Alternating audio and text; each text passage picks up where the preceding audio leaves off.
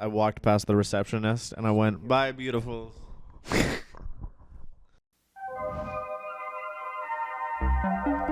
Greetings and welcome back to another episode of the Movie Palace. Today we are joined on our special watch through of Goodtime by a special beverage as well. Tonight we are drinking the City Lights cocktail. In our watch through of Goodtime today, as always, I am joined by my lovely couch members, Brianna Ramirez and Jack Hale.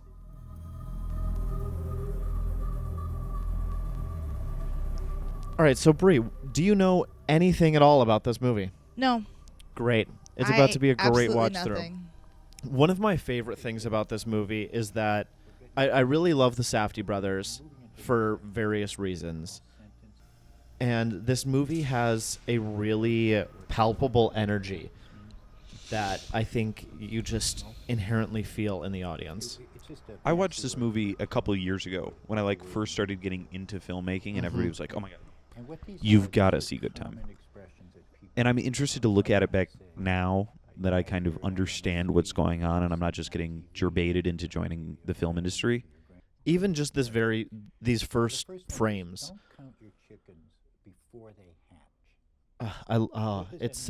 This is a great film.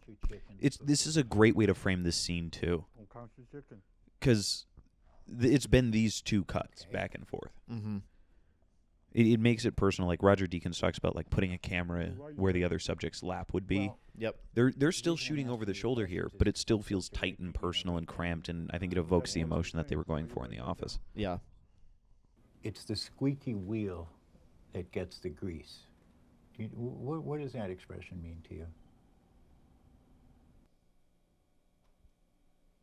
You ever heard that before? I really like how he's lit. I love how silent we all just got. We're so pulled into it. Yeah. It's just great filmmaking. Excuse me. You Peter? Yes, I am. We're in the middle of... Hello?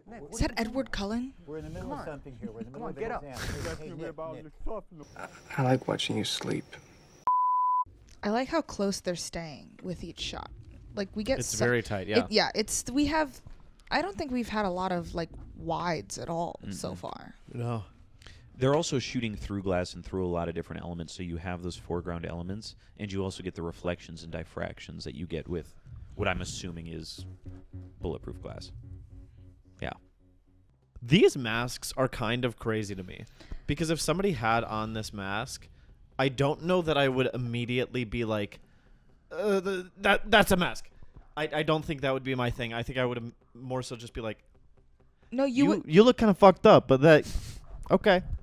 You would have to be really, really close to them to be able to see it's a mask. It's because it's also it's kind of scary. They're playing with the glasses and they have hoods on, so you don't see it the all back. works. And they're not speaking, so you're not going to be able to tell that their mouth doesn't move. That's what I think is selling That's the key. Yeah. It's the same thing in VFX compositing. The more stuff you layer on top, Yep. the less you kind of figure out is wrong. Yeah.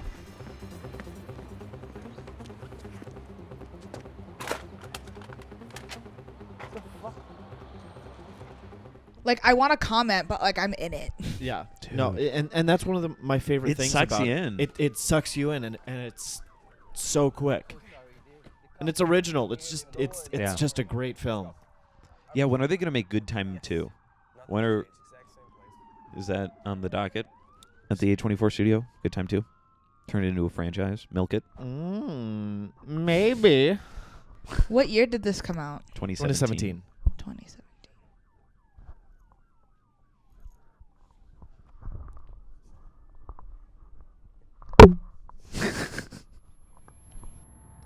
What was that song? Oh, dude. Oh, dude. Gosh. Oh, dude. What was that? That was a Die die pack. pack. Banks put them in with the money when you steal it, so it explodes all the money and all the money becomes marked. So if you try and use it, you get pulled in. And then they can also find you pretty easy. Yeah. Because it's also like powdered RIT dye. where like it is a staining, intense, bright dye. You're not getting it off. And I wonder how many different colors they camera tested or film stocks they camera tested for that dye pack. Yeah. So that it showed up most vibrantly. Because look, it's insane. I think one of the things that this film does really well is that they really emphasize the systematic issues that these brothers are running into. Because it's like they made off with the money without setting off any alarms. That's a huge feat on its own. But then the dye pack goes off. Yeah. And then they even got out and the car wasn't right there. Oh, dude. And it's the glass is broken. I think the color palette for this movie is also an interesting choice. I really enjoy how cold it is. You'll see that change and develop as it goes on, just from my recollection, because I was going to say something really similar, which is I love how they light different homes and spaces. Yes. Because he ends up several different places, and each one is approached entirely independently. You know what it is? Yo, shoes on the bed, bro. Sorry. No, that... I entirely cut Alec off, but that was you're just right. egregious. That's egregious. Especially the shoes that he's been like running around in all day. He's leaving red footprints on the ground as he walks through this house. One of the things that I think they're doing really well is that they're really defining class throughout the different sets that they're on, and they're using that with lighting and color palette, 100%, and production design. Yeah. This scene is doing a really good job of like feeling overwhelming. It's the quick. It's there's no time, so they're just. We also have no clue what this office looks like. Yeah. Yep. And that's part of it, is that you constantly see people moving, and you don't know where they are relative to one another or in this space. Like, and look at it. That guy's on two phones. They're having a conversation. She's talking to her mom. He's, Robert Pattinson's trying to get everything figured out. Everybody is so clear on what they're doing, and they're doing so much. Yep. It almost feels like a moment from Succession, ironically. Yeah. When there's all this chaos happening and everybody's kind of doing their own thing. The interesting thing between Succession and this is that in Succession, it feels like everybody has a clear directive. Everybody's in their own lane. Here, everybody's overlapping and everybody's fighting. This is the first sequence that they've used kind of wides on. Like, there were a couple when he was walking through, and one of them was used to establish like pretty heavy police presence, and then another one was just kind of him alone. And this is the first sequence that's been repeatedly used. Yeah. And it kind of releases that tension of the tight up, where it's like, all right, now we're searching, and then went in right in tight when he was like watering that woman. Do you see kind of what I'm talking about with how they're lighting? Yeah. Yeah. Where it's not like one vibe for the whole house. It's like each room has their own vibe. Yeah, but even each house, like the each house has before, a vibe, and that's the class that they're emphasizing, I think. When we were in his boo thing's house, there were more lights. It was more lit. There was more going on, and you felt more of an expansive environment. And that, I think, is indicative of somebody who have more resources. Yeah. This PO's gonna read me the riot act because I'm fucking up already. But I mean, I'm feeling so great and I'm fucked up and I just don't give a fuck. I'm celebrating. I'm not gonna spill it.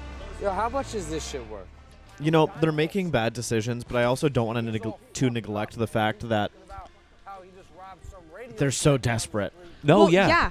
There is, like, for them, there is no other option. possible way out. That's one of the things that I really like about this movie, is that they allow you as the audience to kind of feel both of them. Yep. Yeah. Well, that's the thing, is that like in horror movies, the bad decisions that they make are easily avoidable, and that's why you're at the screen. It's but not, here, it's all not of them running are outside motivated. when there's a killer outside. Exactly. It's we got to get this done. This is how we're doing it. It's like, that's a crummy choice. But, like, I get and they're it. like, but especially name my when his other love option. for his brother is just so overwhelming. Exactly.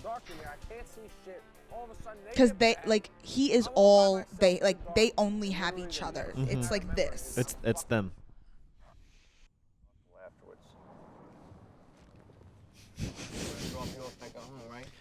Dude, that's me after my wisdom teeth surgery gumming on a pancake. Do you want to hear something so crazy? Because I'm a psycho. No. For my wisdom teeth surgery, I didn't use any anesthesia. You're ridiculous. When I had mine taken out, I walked out the front and I walked past the receptionist and I went, "Bye, beautiful."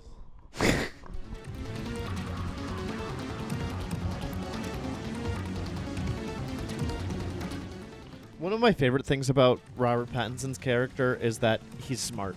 Yeah. Yeah. He's clearly got the knowledge because he's been here so many times. Oh, that's so much. Sorry.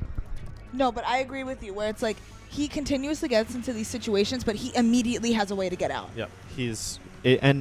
My favorite part is that it keeps the movie going. It's so much better than him getting arrested and him going through this whole rigmarole all over again. The idea of an empty amusement park goes so hard. I find it horrifying. Really? Yes. It's an like a empty liminal amusement space. Park. Yeah, it's just... It's an empty amusement park where we associate people, and the people aren't there. Mm-hmm. Put him on a stretcher. See, and he's just roping other people into his shit. I was just going to comment on that. Like, one of the things I really like about this movie is you get to see the fallout of bullshit that surrounds him in his effort to survive. Like, you got that call with his boothang where, like, she's screaming at him. She's getting screamed at by her mom. Yep. Like, it's the cards are folding down on top of him.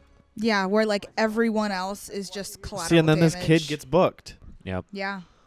Get her out of here. I'll start at 61. Do we want to guess what it cost to make this movie happen? We do. In a game we like to call, Alec?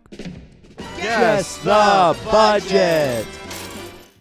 So the movie was released, like we mentioned, in 2017 Okay. by A24, an independent production company, and I would consider it a small budget film. Low budget. Not low budget, but small budget.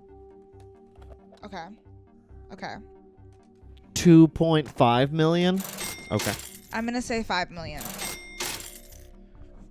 The cinematic classic Goodtime was produced for an estimated $4.5 million. Ah. It did not turn a profit at the box office, bringing back only $3.8 million through its box office run. But now it's on streaming, so Yeah. They've made money on it. Yeah. Just not at the box office. I mean, that's kind of where you have to go to make money now a little bit. Yeah. Which is sad. Yeah. I love, like, movie theaters, and I feel like watching I a wish movie we had in a movie palaces still. Damn.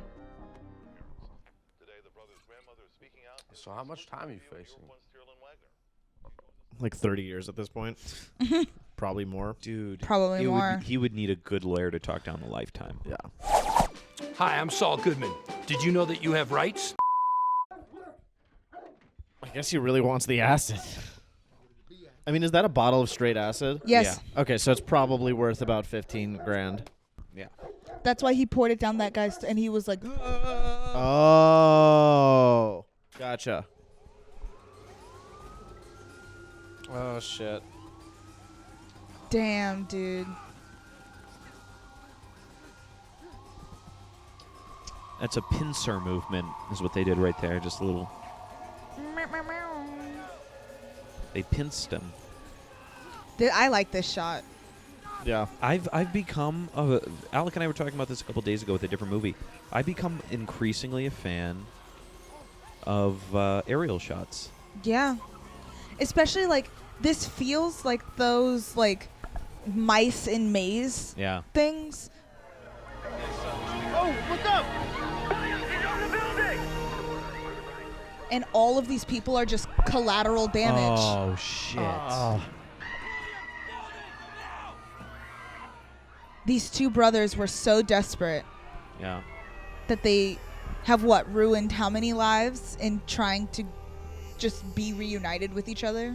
And even if you push like the emotional weight of what they've done aside, do you know how much money the NYPD spent chasing these guys down? Like, this is insane. Also, this shot is crazy. I like this shot a lot. There's so much great cinematography in this film. One of my favorite shots is one of the shots at the end. Can I take your cup?